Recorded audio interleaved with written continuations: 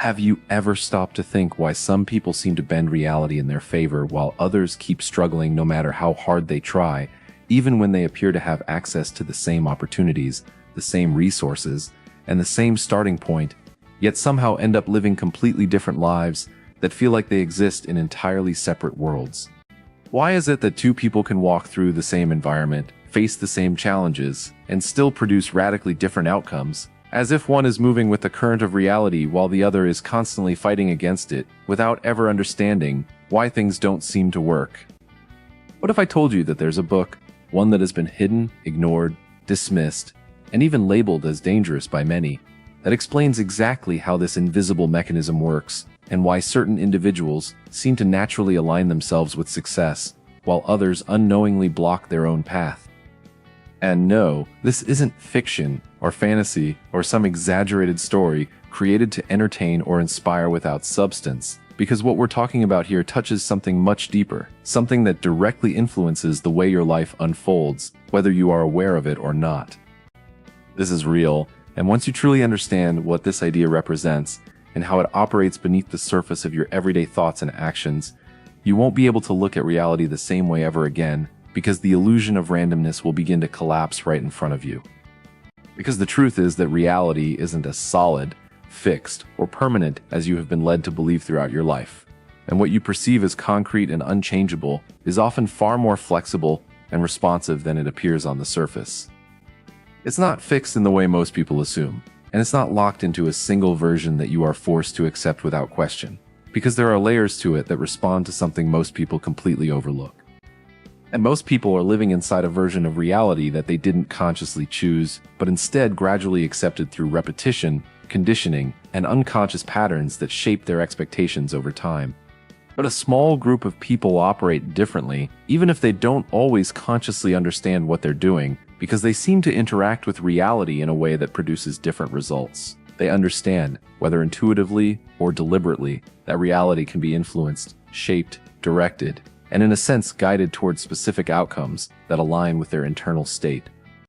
And it all starts with a simple but deeply uncomfortable question that most people avoid because of the responsibility it implies. What if your thoughts are not just passive reactions to what happens around you, but active commands that influence what happens next? Think about that idea for a moment, not as something abstract, but as something that might be quietly operating in the background of your life right now without your conscious awareness.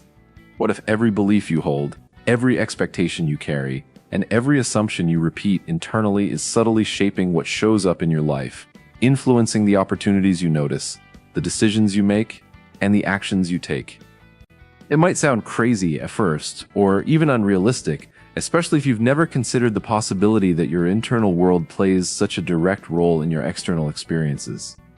But this is exactly where things start to become interesting, because once you begin to examine this idea more closely, patterns start to emerge that are difficult to ignore.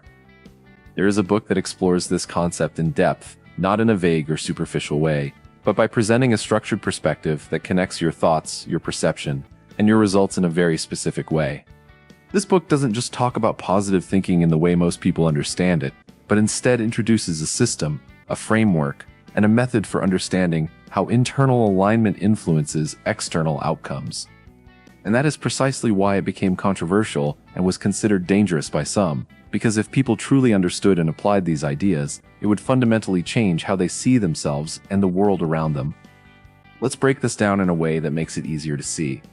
Imagine two people walking into the exact same situation, facing the same environment, the same challenge, and the same set of circumstances that require action and decision-making. One of them enters the situation expecting failure, anticipating problems, and assuming that things will not go in their favor based on past experiences or internal beliefs. The other person enters with a completely different expectation, assuming that things can work out, that solutions exist, and that success is possible even if challenges arise. Now consider what happens next. The first person hesitates, overthinks, questions every move, and becomes trapped in a loop of doubt that limits their ability to act decisively. The second person takes action, makes decisions faster, and engages with the situation in a more confident and proactive way. And somehow, over time, things begin to align differently for each of them, even though they started in the same place. Opportunities begin to appear for one, while the other misses them. People respond differently, and outcomes start to diverge in a way that seems almost unexplainable from the outside. So the question becomes, is that just luck, or is something deeper happening beneath the surface? According to the book, it's not luck at all, but rather alignment between internal expectations and external experiences. It suggests that there is an invisible connection between what you believe and what you experience, and that this connection is constantly influencing your reality, whether you realize it or not. Here's the part that most people completely miss. Your brain is constantly filtering reality, processing an overwhelming amount of information every single second, far more than you could ever consciously handle. Out of this massive stream of data, you only notice a tiny fraction, and that fraction is not random but selected based on what your mind considers important. And what determines what is important? Your beliefs, your expectations, and the narrative you repeat internally. So, if you believe that the world is working against you, your mind will continuously search for and highlight evidence that confirms that belief. If you believe that opportunities are everywhere, your mind will begin to notice those opportunities and bring them into your awareness. The world itself doesn't change in that moment, but your experience of it does, creating what feels like two completely different realities. And this realization can be uncomfortable, because it suggests that you are not just passively experiencing reality, but actively participating in shaping it. Now let's go even deeper into this idea. The book introduces a concept that may sound simple on the surface, but carries significant implications when you truly understand it. It proposes that your imagination is not merely a tool for entertainment or daydreaming, but a functional mechanism that acts as a preview, a blueprint, and a form of mental rehearsal for reality. Think about athletes preparing for high-level competition, where physical training is only one part of their preparation. They also spend time visualizing their performance, imagining each movement, each decision, and each possible outcome in detail. Scientific studies have shown that this type of mental rehearsal activates the same neural pathways as actual physical practice, meaning that the brain responds to imagined experiences in a way that closely resembles real ones. This suggests that your brain does not fully distinguish between what is imagined and what is real, especially when the imagination is vivid and consistent. So when you repeatedly imagine a certain outcome, you are effectively training your brain to expect that outcome. And when your brain expects something, it begins to guide your behavior, your focus, and your decisions in a direction that aligns with that expectation. Now imagine applying this process deliberately and consistently instead of leaving it to chance. That is what this book teaches, and that is why it was considered dangerous, because it shifts you from being passive to becoming intentional. You stop waiting for things to happen, and you begin directing your internal state in a way that influences your external experience. And that challenges the common belief that life simply happens to you without your input.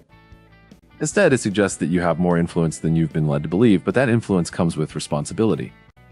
Because this is not about magic or wishful thinking, and it's not about sitting still and expecting results without action. It's about alignment between your thoughts, your emotions, and your actions. If you say you want success but internally believe you are not capable, there is a conflict that will manifest in your behavior. You may hesitate, procrastinate, or avoid opportunities without fully understanding why, and then conclude that the method doesn't work. But in reality, it worked exactly as expected, reflecting your internal state. Now consider a story that illustrates this idea. There was a man who spent years trying to change his life by consuming information, reading books, watching videos, and experimenting with different strategies. Despite all of his efforts, nothing seemed to create lasting change until he encountered this concept. At first, he rejected it because it felt uncomfortable and challenged his existing beliefs. But eventually, he asked himself a simple question: what if this is true, even partially? Instead of trying to change everything at once, he focused on one aspect, his self-image. He began observing how he talked to himself, how he perceived his abilities, and how he imagined his future. Gradually, his perception shifted from seeing himself as someone who struggles to someone who adapts and finds solutions. As this internal shift occurred, his behavior began to change, leading him to take more action, communicate more confidently, and recognize opportunities he previously overlooked. Over time, his reality changed, not instantly, but in a consistent and measurable way. This highlights an important point. Consistency matters more than intensity. Because this process is not about a single thought or moment, but about patterns that are repeated over time. The story you tell yourself becomes the lens through which you experience reality. Many people misunderstand this and attempt to force positive thoughts without addressing underlying beliefs. They repeat affirmations that feel disconnected from their internal reality, which creates resistance instead of alignment. The book emphasizes awareness rather than force, encouraging you to understand your internal patterns before attempting to change them. Once you understand how your mind operates, you can begin working with it instead of against it. And when your thoughts, emotions, and actions align, you enter a state where things feel more natural and fluid. From the outside, this may appear as luck, but it is actually the result of internal coherence. This brings us back to the question of why the book was considered forbidden or dangerous. It challenges systems that rely on people believing they have no control, because individuals who understand their influence become more independent and less predictable. However, this understanding also requires responsibility, because you can no longer attribute everything to external circumstances. You must examine your internal state and take ownership of your role in shaping your experience. While this can be uncomfortable, it is also empowering, because it means you are not permanently limited by your current situation. You have the ability to change, evolve, and create new outcomes by shifting your internal patterns. Now consider your own life, your current situation, your goals, and your frustrations. Ask yourself what beliefs and expectations you have been repeating internally, because those patterns are influencing your reality right now. You can continue operating on the same patterns and produce the same results, or you can begin questioning and reshaping them. Change begins internally, and as your internal state shifts, your external experience gradually follows. This is not about instant transformation, but about inevitable progression. Imagine where you could be in 6 months or a year if you consistently applied this understanding. Most people will not take action, but a small percentage will experiment, observe, and adjust. Those are the individuals whose lives begin to change in noticeable ways. So the question remains, which path will you take? Because once you become aware of this idea, it is difficult to ignore. You are not just experiencing reality, you are participating in its formation through your thoughts, beliefs, and expectations. Perhaps the reason this knowledge was considered forbidden is not because it is false, but because of how powerful it can be when applied. Now that you have been introduced to this concept, the next step is simple. Test it. Observe your thoughts, your reactions, and your patterns. Make small adjustments and pay attention to the results. Because the real proof is not in theory, but in your own experience. And it is entirely possible that the reality you have been living is only one version among many that you have the ability to influence.